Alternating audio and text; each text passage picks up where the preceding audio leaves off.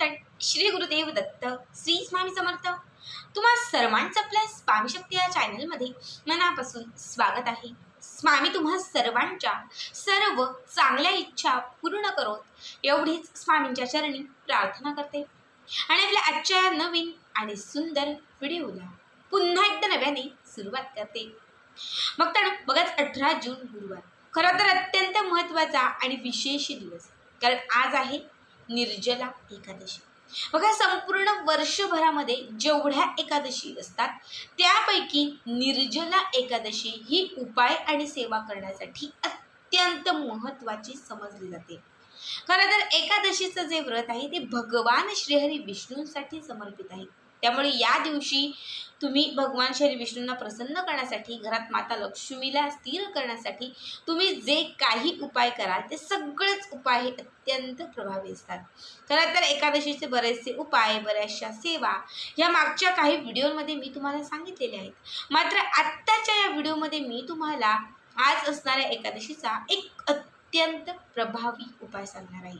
बघा, एकादशीचं व्रत हे आपल्या घरात सकारात्मकता आणण्यासाठी जितकं महत्त्वाचं असतं तितकंच महत्त्वाचं हे व्रत जे आहे ते आपल्या घरातील नकारात्मकता संपवण्यासाठी असतं। बघा, एकादशीच्या दिवशी तुम्हाला घरात कापूर जाळायचा आहे आणि कापरासोबत या काही वस्तू जाळायच्या आहेत। जर या वस्तूंचा धूर तुम्ही एकादशीच्या दिवशी आपल्या घरात केला तर तुमच्या घरामध्ये असणारी जी काही नकारात्मकता आहे, जी काही बाधा असेल, इडापिडा असेल, जी काही वाईट शक्ती तुमच्या घरात वास करत असेल, ती वाईट शक्ती, बाधा, इडापिडा सगळं तुमच्या घराच्या बाहेर जाईल। घराची बांध खुली होईल, घरात सकारात्मकता येईल, चहू बाजूने तुमच्या घरामध्ये पैशांचा ओघ वाढत जाईल। माता लक्ष्मी आणि भगवान श्री विष्णू यांची एकत्रित कृपा तुमच्या घरामध्ये झाल्याने तुमच्या घराची भरभराट होईल। मी नेहमीच सांगत असते की दररोज घरामध्ये एक तरी वडी कापराची जाळत चला। दररोज आपल्या घरामध्ये अगदी जास्त काहीच नाही तर फक्त देवघराच्या समोर जास्त सेवा नका करू, काही नका, पण अगदी एक वडी कापराची जाळून फक्त तुमचं जे इष्टदैवत आहेत किंवा तुम्ही ज्यांना मानता त्यांचं स्मरण करत राहा। याने तुमच्या घरात कधीच नकारात्मकता येत नाही, याने तुमच्या घरामध्ये कधीच बाधा येत नाही। पण बऱ्याच वेळा आपल्याला ते शक्य होत नाही, काम असतात किंवा इतर गोष्टी, आपण खूप बिझी असतो। पण जेव्हा विशेष तिथी म्हणजे एकादशी, चतुर्थी, पौर्णिमा या दिवशी तरी तुम्ही या काही गोष्टी केल्या तर त्याचा पुढे असंख्य पटीने लाभ होतो। आता आपल्याला काय करायचे, आज रात्री म्हणजे संध्याकाळी 6च्या पुढे, रात्री 12च्या आतमध्ये आपल्याला ही सेवा किंवा हा उपाय करायचा आहे। याच्यासाठी तुम्हाला एक मातीची पंटी घ्यायची आहे किंवा नेहमी तुम्ही ज्याच्यामध्ये कापूर जाळता ते तुमचं कापूर जाळण्याचं जे भांडं असेल ते भांडं घेतलं तरीही चालेल। सगळ्यात अगोदर या भांड्यामध्ये चिमूटभर तुम्हाला तुळशीची माती घालायची आहे। आता ओली घातली तरी चालेल, सुकी घातली तरीही चालेल। बघा, एकादशीच्या दिवशी तुळशीचं महत्त्व हे विशेष आहे, कारण एकादशीचे व्रत हे भगवान श्री विष्णूंसाठी समर्पित आहे आणि तुळस माता ही भगवान श्री विष्णूंची प्रिय सखी आहे। त्यामुळे या दिवशी तुळशीची सेवा, तुळशीची पूजा केल्याने आपल्या आयुष्यातील दरिद्रता जी आहे ती संपून जाते। त्यामुळे आपल्याला तुळशीची माती, तुळस जितकी पवित्र आहे तितकीच तुळशीची माती ही पवित्र असते।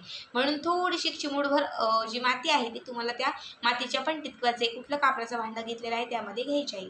त्यामध्ये 2-4 कापराच्या वड्या घालायच्या आहेत। अगदी एक चिमूटभर याच्यामध्ये पांढऱ्या रंगाचे असणारे जे तीळ असतात हे तीळ घालायचे आहेत। ठीक आहे, त्याच्यानंतर तुम्हाला याच्यावरती गाईच्या शेणाची किंवा तुमच्याकडे जर कुठल्याही शेणाची गोवरी असेल तर तुम्ही अर्धा, म्हणजे त्याच्या खरं तर विटा असतात, बरेच लोक थाकतात, जे काही असेल तर अर्धा तुकडा, एक थोडासा तुकडा तुम्हाला त्याच्यात घालायचा आहे। नसेल तर नका घालू, पण असेल तर आवर्जून घाला। ठीक आहे, गाईच्या शेणाची गोवरी थोडीशी तुम्हाला घालायची आहे। एक अख्खा वेलदोडा तुम्हाला याच्यामध्ये घालायचा आहे। 7 काळी मिरी याच्यात घालायची आहेत, पण ती काळी मिरी घालत असताना तुम्हाला स्वतःवरून ती 7 वेळा उजवीकडून डावीकडे जातील अशी तुम्हाला ती ओवाळायची आहे आणि त्याच्यानंतर ही 7च्या 7 काळी मिरी तुम्हाला त्यामध्ये सोडायची आहे। ठीक आहे, त्याच्यानंतर काय करायचं तर तुम्हाला एका वाटीमध्ये एक छोटी वाटी घ्या आणि त्या छोट्या वाटीमध्ये एक चिमूटभर हळद घाला आणि त्या हळदीमध्ये 5 लवंगा घ्यायच्या आहेत। मोजून 5 लवंगा घ्यायच्या, यातील 1 लवंग त्या हळदीत बुडवायचं किंवा 5ही हळदीमध्ये मिक्स करा, पिवळी करा। बघा, हळद ही भगवान श्रीहरी विष्णूंना प्रिय आहे तर लवंग ही माता लक्ष्मीला प्रिय आहे। जेव्हा या दोनही गोष्टी एकत्रित होतील तेव्हा माता लक्ष्मी आणि भगवान श्री विष्णू दोघेही तुमच्याकडे आकर्षित होतील।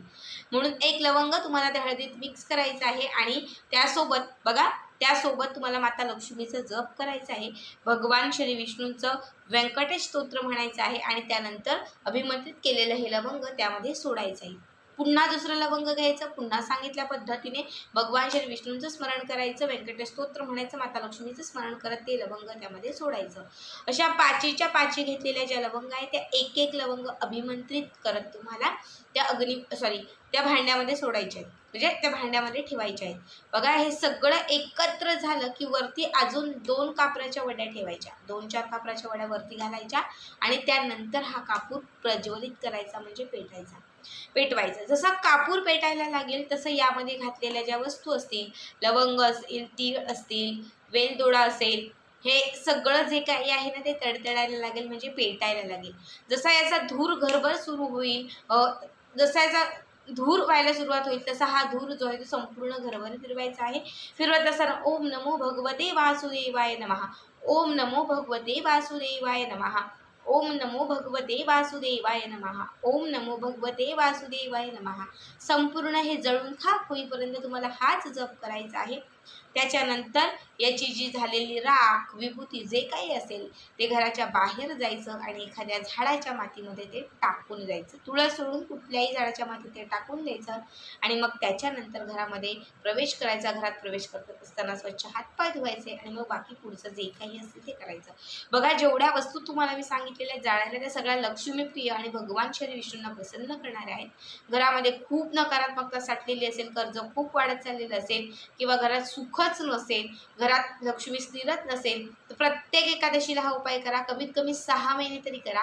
6 महिन्याच्या आत तुमच्या सगळ्या समस्या सुटायला लागतील, इच्छा पूर्ण व्हायला लागतील, सगळं मनासारखं घडायला लागेल. अत्यंत साधा, अत्यंत सोपा उपाय आहे हा. तुमच्या आयुष्यात सकारात्मकता आणण्यासाठी विशेष महत्त्वाचा उपाय आहे. या उपायाने माता लक्ष्मी आणि भगवान श्री विष्णू हे नेहमी प्रसन्न राहतील आणि त्यामुळे तुमच्या घरात नेहमी भरभराट होत राहील. तर आजचा व्हिडिओ कसा वाटला कमेंट करा आणि पुढचे व्हिडिओ पाहण्यासाठी चॅनलला सबस्क्राईब करा.